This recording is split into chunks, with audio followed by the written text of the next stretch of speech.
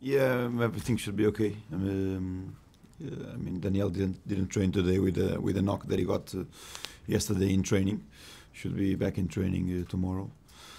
From the rest of the boys, no problems whatsoever. Some big trips, a couple of them important playoffs, but everybody fit. I think, I mean, to be fair, apart from Essien, Casiolaro was out for a couple of times. It's the first time we have everybody back in training.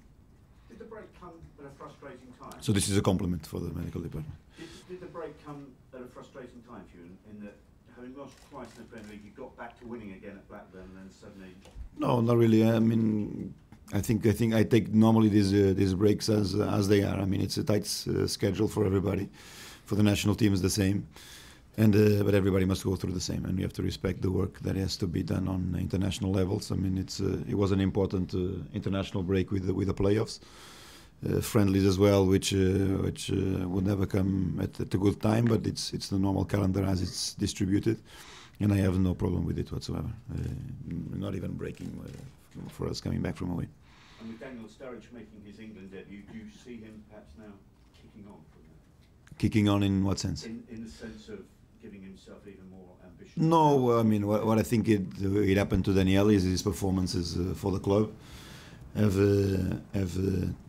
taken him to England or to the English first appearance or to the England first appearance, which is something that is gratifying. I think when somebody arrives to that level, you must prove that you are able to continue to be up to that level. So that is the challenge that Daniel has to face.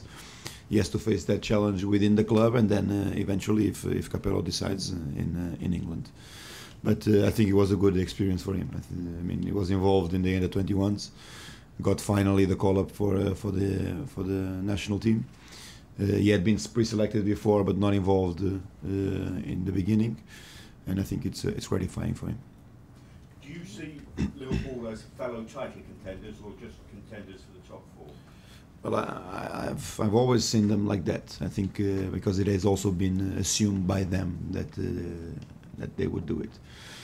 I think Dalglish has made the necessary changes to Liverpool for them to continue to be title contenders this year, and I think it was in total 7 changes that he made to the team, or 7 players that he brought in, represent the level of commitment that and investment that the ownership and Kenny have towards putting Liverpool back on title winning ways. So I would always take him like that because they represent one of the biggest clubs in England.